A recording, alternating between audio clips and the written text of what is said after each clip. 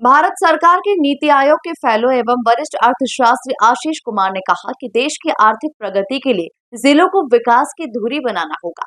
मध्य प्रदेश में इंदौर और भिंड के बीच प्रति व्यक्ति आय में पैदा हो रही खाई को पाटना जरूरी है। ये बात उन्होंने इंदौर में अभ्यास मंडल की 63वीं व्याख्यानमाला में कही। देखिए खास रिपोर्ट। अभ्यास मंडल की 63वीं वार्षिक व्याख्यानमाला इंदौर के जाल सभागृह में गुरुवार को शुरू हुई। देवी अहिल्या के जन्म शताब्दी वर्ष पर आयोजित इस व्याख्यानमाला में इस बार देवी अहिल्या को ये समर्पित की गई। सांसद शंकर लालवानी एवं वरिष्ठ अभिभाषक तथा व्याख्यानमाला समिति के अध्यक्ष अशोक चितले ने दीप प्रज्वलित कर व्याख्यानमाला का शुभारंभ किया। इस दौरान अशोक चितले और सांसद शंकर लालवानी ने व्याख्यानमाला को लेकर अपने विचार रखे। मुख्य वक्ता अर्थशास्त्री और पूर्व अधिकारी रहे हमारे वित्त विभाग के आदरणीय आशीष जी, आदरणीय चितले जी, आदरणीय राजेश गुप्ता जी, आदरणीय माला जी, यहाँ उपस्थित सभी बंधुओं। अभ्यास मंडल का ये जो ग्रीष्मकालीन व्याख्यानमाला है 63वीं वार्षिक करके कोविड को छोड़ के देखे तो हमें मुझे लगता है ऑनलाइन की थी। और ये बात सही है कि चित्ते जी ने कहा कि इसकी आवश्यकता क्यों है। बहुत इस बार भी हम देखेंगे बहुत समसामयिक विषय हैं और हर बार ऐसे मुद्दों को लेकर ये व्याख्यानमाला होती है जो समाज को नहीं देश को दिशा देते हैं और ऐसी व्याख्यानमाला की आवश्यकता भी है। चितले जी की जो चिंता थी वो अपनी जगह सही है, पर चाहे सोशल मीडिया हो, टीवी हो, सब जगह जब इस प्रकार के समाचार आते हैं जो ऐसा लगता है कि नहीं आना चाहिए, पर अगर हम उनके साथ बैठे तो उनका ऐसा कहना है कि जो टीआरपी जिसमें ज़्यादा मिलती है हम वही देते हैं, तो टीआरपी हम ही देते हैं। तो पहले हमको ठीक होना है फिर उनको ठीक करना है। आप अगर मीडिया जगत वालों से पूछेंगे, जब हम भी पूछते हैं सनसनी खेज क्यों बताते हो, दिल्ली में जब मिलते हैं बड़े चैनल वाले मिलते हैं, बोले हम सीधी खबर दिखाते कोई देखता ही नहीं और आजकल तो टीआरपी का युग है। तो उनको दोष देने के बजाय हम अपने आप को दोष दें कि हम वो देखना बंद करें। तो वास्तव में इस प्रकार के व्याख्यान सोशल मीडिया और टीवी पे दिखेंगे हमें। और दूसरा, लोकसभा और राज्यसभा में आपने बात कही, रोज लोकसभा हो या राज्यसभा हो, कोई बाहर से व्यक्ति नहीं आता है, हमसे ही चुन के जाता है। अभी हमारी जवाबदारी है कि हम किस प्रकार अच्छे लोगों को लोकसभा और राज्यसभा भेजें ताकि जो वहाँ डिबेट होनी चाहिए वो डिबेट वास्तव में जैसी होनी चाहिए वैसी हो। आपने सबसे ज़्यादा ताली बजाई थी, आप समझे कि नहीं? कि हम ऐसे लोग भेजें वहाँ कि जो चितली जी चाहते हैं कि जैसी डिबेट होना चाहिए वैसी डिबेट होना चाहिए। जवाब मैं दे देता हूँ, तो हम ये हमारी भी जवाबदारी है। आप जैसे लोगों की आवश्यकता है वहाँ, बिल्कुल। जो ऐसे लोग हैं उनको कम करिए। तो इसलिए मैं कह रहा हूँ हम सबकी समाज की आवश्यकता है कि हम ऐसे लोगों को भेजें जो वास्तव में वैसी डिबेट करें। तो ये व्याख्यानमाला के माध्यम से मैं ये कहना ही चाह रहा हूँ अंत में, इस व्याख्यानमाला के माध्यम से हम समाज को दिशा दे सकते हैं। तो इस व्याख्यानमाला के शुभारंभ के अवसर पर मेरी शुभकामनाएं। व्याख्यानमाला के पहले दिन जिला विकास की धुरी पर संबोधित करते हुए अर्थशास्त्री आशीष कुमार ने कहा कि देश के हर नागरिक को चाहिए कि वो देश की अर्थव्यवस्था के बारे में जाने। भारत सरकार के द्वारा वर्ष 2047 में भारत को विकसित देश के रूप में तैयार करने और आने वाले कुछ सालों में भारत को विश्व की तीसरी अर्थव्यवस्था के रूप में स्थापित करने का लक्ष्य रखा गया है। सबसे पहले तो आप लोगों ने जो अभ्यास माला के बारे में बताया, व्याख्यान के जो अध्यक्ष हैं व्याख्यान माला के और मेंबर ऑफ पार्लियामेंट, ये बड़ी अच्छी सोच के साथ ये काम हो रहा है। इससे मुझे बड़ा अच्छा लगा और मैं समझता हूँ कि ये बहुत ही अच्छा कदम है जो देश में कई हिस्सों में होना चाहिए, शायद नहीं।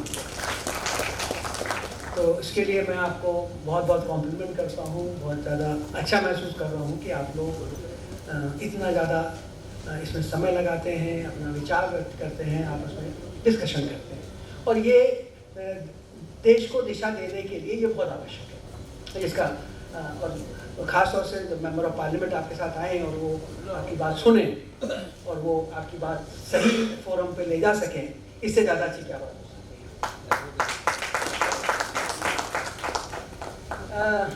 आज मैं अर्थशास्त्री के रूप में या संख्याविद के रूप में आपके साथ थोड़ा सा जो कुछ मैंने सीखा है उसके साथ आपको शेयर करूँगा।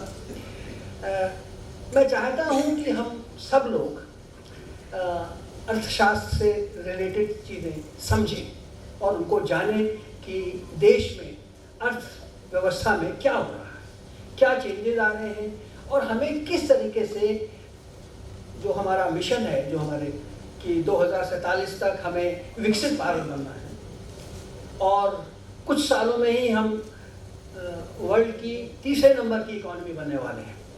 तो इस सब से क्या निकल रहा है, हम इसमें क्या करने वाले हैं और इसका क्या निष्कर्ष होगा, ये हमें जानना चाहिए।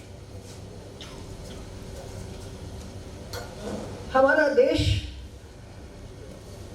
बहुत अच्छी आर्थिक प्रगति कर रहा है, हम सब सुनते हैं, अखबार में देखते हैं और उसका एक ही मूलांक है कि जीडीपी की ग्रोथ कितनी है और किस तेजी से आगे बढ़ रही है। अगर हम ये देखते हैं कि हमारी जीडीपी की ग्रोथ अभी 8.2% या उससे ज़्यादा हो रही है, तो हम समझते हैं कि हमारी इकॉनमी अच्छे करके बढ़ रही है और ये दूसरे 200 देशों के कंपैरिजन में, दूसरे देशों के मुकाबले ज़्यादा तेज़ है।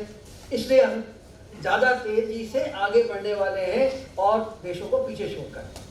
ये तो बात समझ में आती है, क्योंकि अगर हम ज़्यादा तेज़ दौड़ रहे हैं तो नेचुरली हम जल्दी पहुँचेंगे, दूसरे को देर पहुँचेंगे। उन्होंने कहा कि इस समय जिलों की अर्थव्यवस्था में सबसे ज्यादा फर्क सामने आ रहा है। यदि हम मध्य प्रदेश की बात करें तो यहाँ पर प्रति व्यक्ति आय के हिसाब से इंदौर में व्यक्ति की आय 1.51 लाख रुपए है, तो भोपाल में यह आय 1.4 लाख रुपए है। इंदौर की तुलना में भिंड और झाबुआ में आय आधी है और इस खाई को बढ़ने से हमें रोकना होगा। सरकार को ये कोशिश करना होगी कि इंदौर की तरह ही अन्य जिलों में भी प्रति व्यक्ति आय बढ़े। अब आए थोड़ा सा स्टेट्स के बारे में बात करें। मध्य प्रदेश बड़ा स्टेट है, डेमोग्राफिकली काफ़ी बड़ा और इसका कंट्रीब्यूशन नेशनल इकोनॉमी में, पूरे देश की इकोनॉमी में करीब होगा 5 से 6% होता है। लेकिन इसकी ग्रोथ क्या भारत की देश के बराबर है, उससे कम है या उससे ज़्यादा है? एक ये सवाल हमेशा दिमाग में रहना चाहिए हमारे। क्या हम वो अचीव कर पा रहे हैं? तो जो हमने अभी फिगर्स देखी उसे मुझे लगा कि जो रियल ग्रोथ है यहाँ की वो 6% के करीब है, थोड़ी कम है, जिसको हमें बढ़ाना चाहिए जिससे कि हम और स्टेट्स के मुकाबले बराबर से आगे बढ़ पाएँ, क्योंकि कई सारे स्टेट्स कोशिश कर रहे हैं। यूपी $1 ट्रिलियन इकोनॉमी की बात करता है, तमिलनाडु सबसे आगे है, महाराष्ट्र आगे है। तो इसमें हमें भी अपनी इकोनॉमी को आगे बढ़ाना है, ये हमारा एक उद्देश्य होना चाहिए, लक्ष्य होना चाहिए। अब इसको थोड़ा और अंदर से देखें कि मध्य प्रदेश की इकोनॉमी में प्राइमरी सेक्टर का बड़ा भारी रोल है, जो एग्रीकल्चर से रिलेटेड है। 45% हिस्सा हमारी इकोनॉमी का, मध्य प्रदेश की इकोनॉमी का एग्रीकल्चर और माइनिंग से आता है, जिसको हम प्राइमरी सेक्टर। ये भी अभी रिसेंटली हुआ, जैसे आप लोगों ने स्पेशल प्रोग्राम्स किए, इरिगेशन के ऊपर जोर दिया और इरिगेशन से इसमें नंबर्स बढ़े। लेकिन सेकेंडरी सेक्टर में मध्य प्रदेश थोड़ा पीछे है। मतलब सेकेंडरी सेक्टर में करीब 18%, 18.5% का शेयर आपकी इकोनॉमी में है, जो कि भारत की इकोनॉमी से कम है। तो टर्शियरी सेक्टर जो कि जिसमें सर्विसेज आती हैं, इन सर्विसेज को काफ़ी अच्छा ग्रोथ हुआ यहाँ पे मध्य प्रदेश में और वो 36% इकोनॉमी का हिस्सा है। तो सर्विसेज सेक्टर में हम ठीक है, प्राइमरी सेक्टर हमारा वैसे भी अच्छा विकसित है और मैन्युफैक्चरिंग सेक्टर ऐसा है जिस पे कि हमें ध्यान देना चाहिए। मैन्युफैक्चरिंग सेक्टर का मतलब है कि हमारा इंडस्ट्रियलाइजेशन ऐसा हो कि जिससे कि हम तेज़ी से आगे बढ़ सकें और इंडस्ट्रियलाइजेशन ऐसा हो जो सस्टेनेबल हो।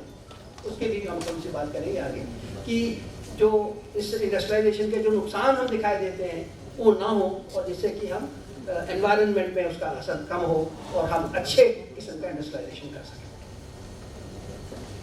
और इस सब के बीच में